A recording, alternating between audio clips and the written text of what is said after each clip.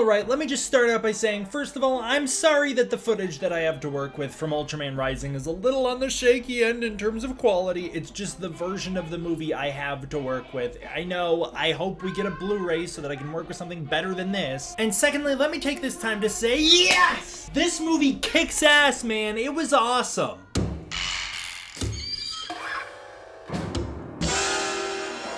Ultraman Rising is the newest Ultraman film, and it released on Netflix. It's a US-made Ultraman film that dropped on Netflix. It's an animated movie. This movie was written and directed by Shin and co-written by Mark Hamies. Hope I said those names right. And it is awesome. Oh my god, it's awesome. I've seen people sing the praises of Ultraman Rising since it came out. As someone who's not the most well-versed with Ultraman, I didn't know if a lot of it was just glazing, so I didn't rush to see the movie. I also wanted to wait to watch it with my dad. Perfect person to watch this movie with. It's like custom made for that. But I finally got to watch it, and then I watched it a second time immediately afterward, and now I'm here to talk about it. Just to get ahead of things, I'm not an Ultraman pro. My experience with the franchise is that I watched Ultraman the Next when I was very young. I watched all of Ultraman 66 and really came to love that show quite a lot, and then I watched Shin Ultraman and I had a really good time with it. I think that's a really good movie, and I think it's a perfect adaptation of the 66 show, flaws and all. So this is my next step in the Ultraman saga, and it's a very, very different one than from what I'm used to. A lot of the lore was wildly changed,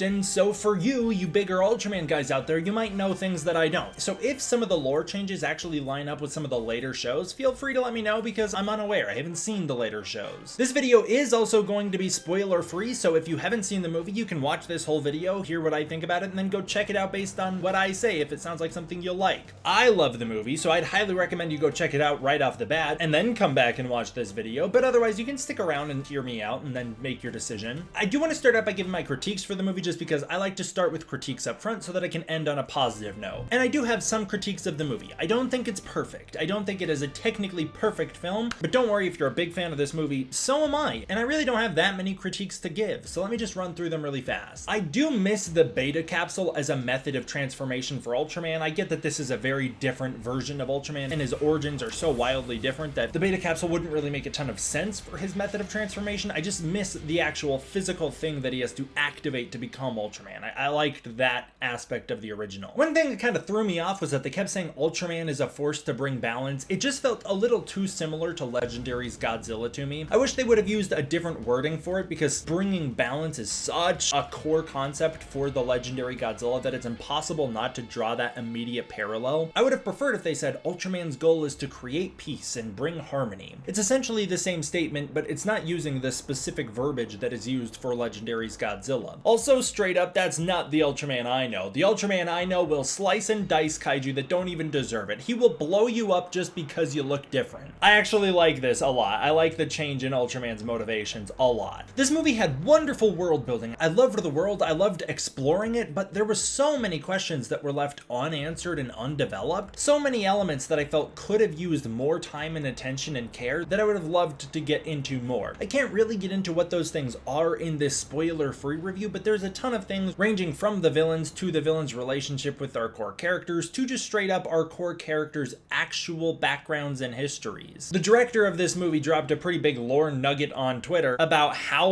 Ultraman became Ultraman in this universe, and it was something that I wish the movie would have addressed directly. There is a line about it, but it's a very vague line, and unless you know what's going on, then you won't know. Also, this is a very technical thing, but lots of the transitions to Dr. Onda?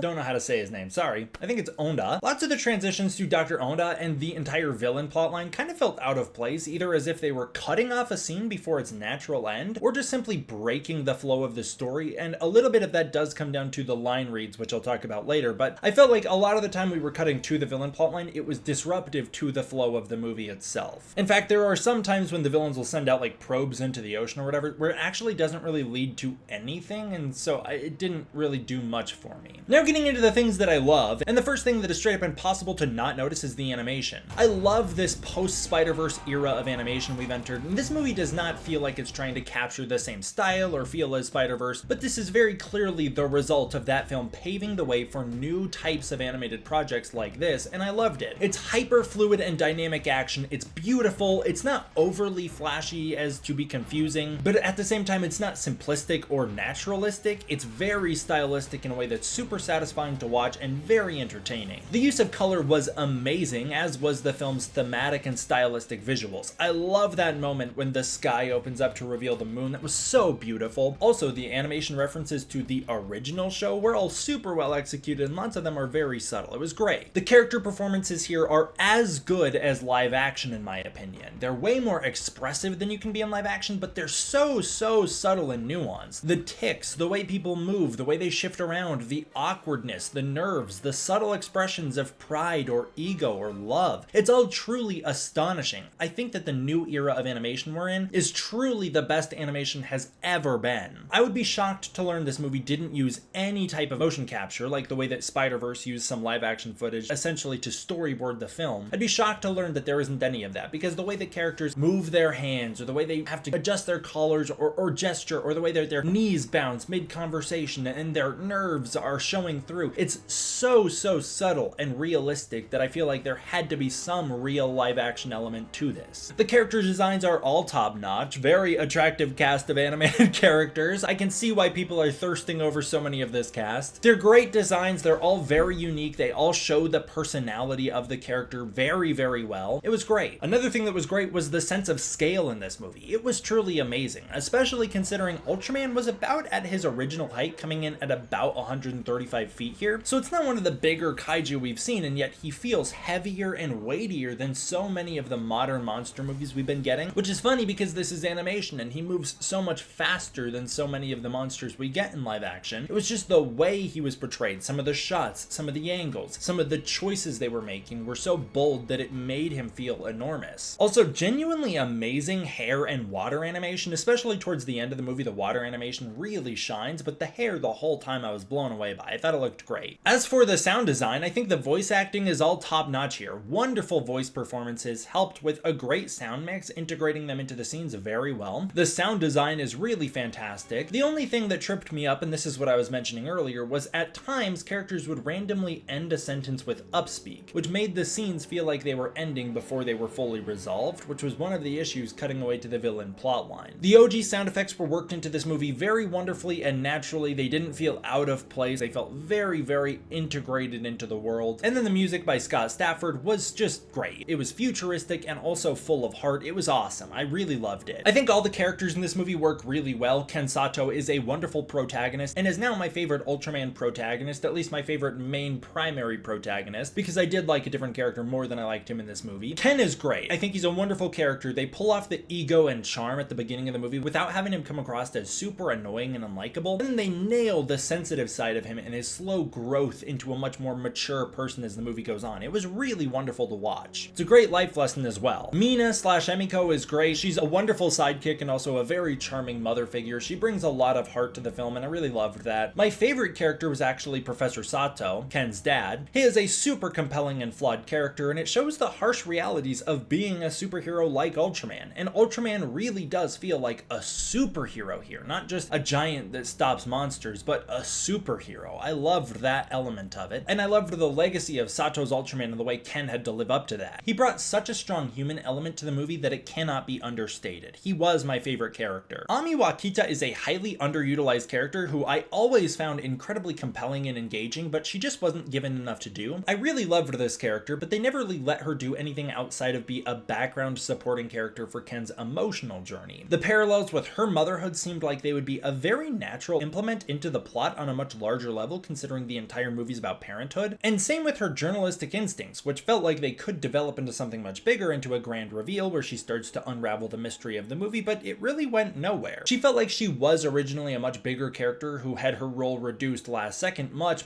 smaller than she originally was, and so in the end she never really fully develops into a meaningful character like she should be, but I still really enjoyed this character and would like to see more from her. Specifically, I would like her to spend more time with Ken, and I'd like the two of them to become buddies. Next up is Dr. Onda, our villain, another very underused and underdeveloped character who just so happens to be our main villain. He has a very compelling motive and backstory that they just don't do enough with. I thought there was a much more cliche route they could have taken this character, making him Ami's father, but they do avoid that, which I actually think might be a mistake, because it would have played into the themes about parenthood perfectly and would have been a very compelling counter to Professor Sato's arc. And then finally there's Emmy, the baby kaiju who is stealing the show left and right in this film. This is one of the very few times I've ever seen a baby version of a character actually actually work, where they pull off the cutesy elements of it. I really liked Demi. I thought she was great. The design kind of looks like a Funko Pop come to life, but they still managed to capture all of the right elements to make it work without feeling overly cheesy, and that's aided by the fact that they're in animation. Mixing that look with the sound design, her role in the plot, and the way the characters feel about her and interact with her, Emmy manages to really shine and become a major fan favorite here. There's a lot of love and care put into this movie. It's very obvious from the start that the filmmakers absolutely love the source material, which is an enormous element of making a successful adaptation, especially when you're taking so many big swings and changing so much about the mythology of the character. There are so many amazing little references, subtle music cues from the original show, deep cut Easter eggs, not just to Ultraman, but to the Kaiju genre, and it is all solidified right at the very start with a little music cue and the wonderful title card that sets the tone for the whole movie. It's clear from this point on that Ultraman is in loving and caring hands, he is in good hands, and so the changes made to the lore don't feel offensive at all. Also, there are lots of small details like the thematic use of the Giants and the wonderful integration of baseball as this cross-cultural centerpiece bridging the gap between Japan and America that I thought were really fantastic. I love this movie's attempt to tie into Japan while still telling a more Americanized story as well. That was a great way to respect the legacy of Ultraman. As for the themes and tones in this movie, I think it's a beautiful movie. It's all about childhood and parenthood with one of the best and most emotional monologues I've ever heard in a movie about being a parent. I understand why so many people who have become fresh parents are having such strong reactions to this movie because it perfectly captures those themes so well. It also perfectly nails the feeling of trying your absolute best to do what you need to do, but you have to do so much at once that you wind up failing to do any of it at the level that it needs to be done. I really loved Ken's struggle to try and achieve this balance in his life when he had so much going on, and how he needed help to pull it off, because that's very realistic. It's impossible to do everything by yourself. The movie also captures the heart and tone of the original show perfectly while not adapting it in any way. I really loved that about it. Also, this might be a bold take, but for me, this perfected Ultraman as a concept. For me, Ultraman's often a very stiff character, not just because the human protagonists I've watched become Ultraman are very bland characters, but also because Ultraman's kind of defined by his lack of character. All he does is show up to fight. This show makes a lot of major lore changes to the character that for me really help Ultraman work as a concept. Starting out with the glowing eyes, very small design choice that was wonderful. His eyes beaming like flashlights in the night was amazing. The use of the glowing core within the eyes as this pupil that could bounce around, allowing Ultraman's eyes to be more expressive without changing shape or changing the face at all, was a stroke of genius. That is a magnificent idea. Ultraman talking and having that companion he can speak with during battle gives him so much more personality, and is something I have been wanting ever since I started watching the original show. Ultraman not being able to talk kind of hinders the character and your ability to relate to and engage with him. Ultraman also sharing damage with his human counterpart and being the same person as his human counterpart raised the stakes so much, as does changing the color timer from a time limit to a power limit that is directly tied to Ultraman's emotional state. A wonderful way to add stakes to the movie and make you really root for Ken's journey. Streamlining Ultraman's powers, giving him a much more standard set of powers where he can't just whip new abilities out of nowhere, and giving him morals that require him to hold back, help the action feel tense, and help the viewer engage in the fights. In the original Ultraman show, you're often just waiting for Ultraman to use the Spacium Beam to blow up his enemy, and it's kind of weird that he doesn't just start with that. In this movie, they give a very strong reason for why that's not going to happen, and it makes it all the more rewarding when he's finally able to use that ability. Ultraman being a trait that's inherited through the generations also makes Ultraman feel more like a living creature and a character rather than a godly being that is untouchable and is unable to be understood. It also plays into the themes of parenthood perfectly, and I thought that was a great change. So at the end of the day, if you can't tell already, I love this movie. I thought this was not just a fantastic update to the Ultraman formula, but I thought it was a wonderful animated adventure that was full of amazing heart and charm. Some of the monologues and emotional beats are so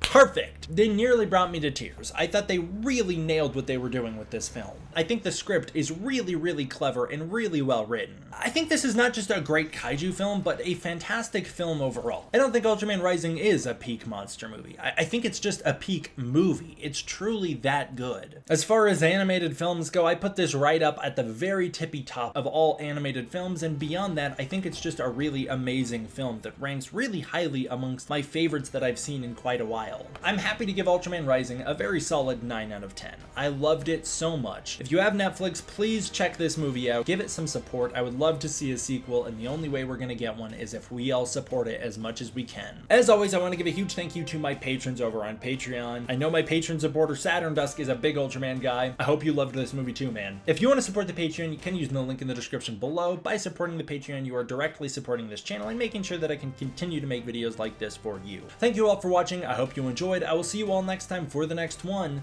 D-Man out.